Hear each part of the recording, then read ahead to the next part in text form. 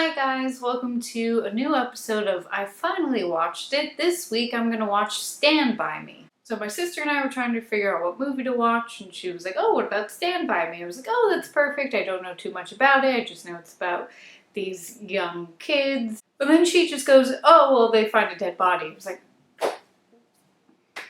really? Really?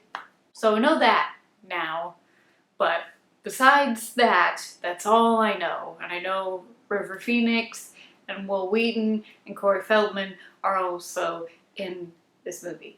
And it's based on a Stephen King book, I think. So before I get spoiled any further, I'm gonna go watch this movie, and I'll see you guys in a few.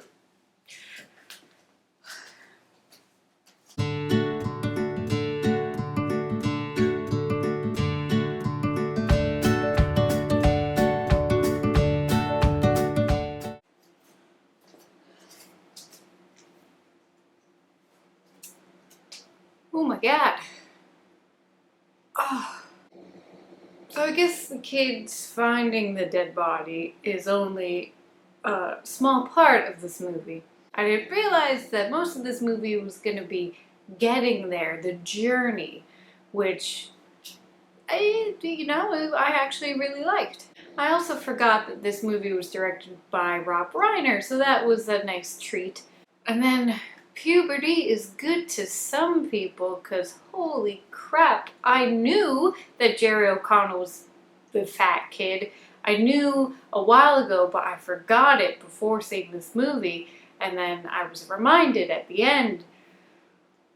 And I knew this story focused on these four kids, these four boys, but I guess I didn't realize what the dynamic would be or how they would interact with each other, and they really just interacted like normal 12 to 13-year-old boys would react and behave, and it was real, and I thought it was really interesting that this was all based on a Stephen King novella. But I did think this movie was going to be a little bit more dramatic, or a little more melodramatic. I thought someone was going to die at the end, like Chekhov's gun. Like, I thought that was going to go off and shoot a dude in the face.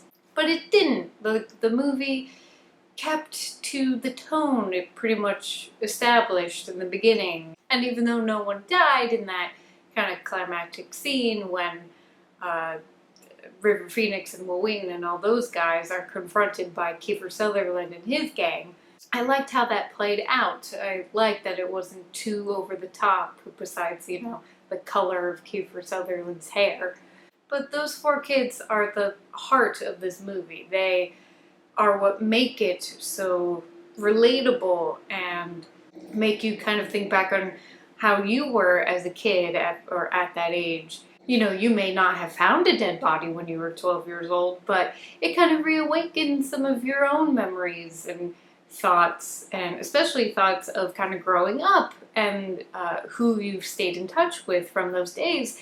And when you think about it, you probably don't really stay in touch with that many people, and that's definitely true for me. Finding out that they didn't really stay in touch, it's sad, but then you realize that, well, that's kind of how life works, and I was just really impressed how real this movie was. So to wrap things up, do I wish I saw Stand By Me sooner? Kind of, but I feel like it's one of those movies that you can really see for the first time at any point in your life, and it will impact you in some way.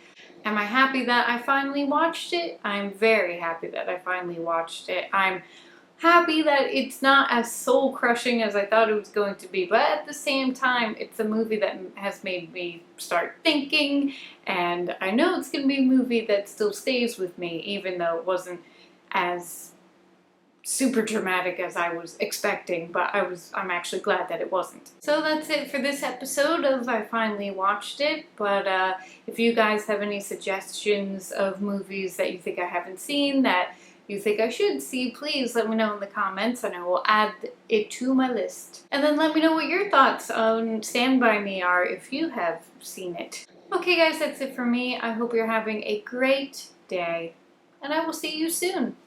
Toodles!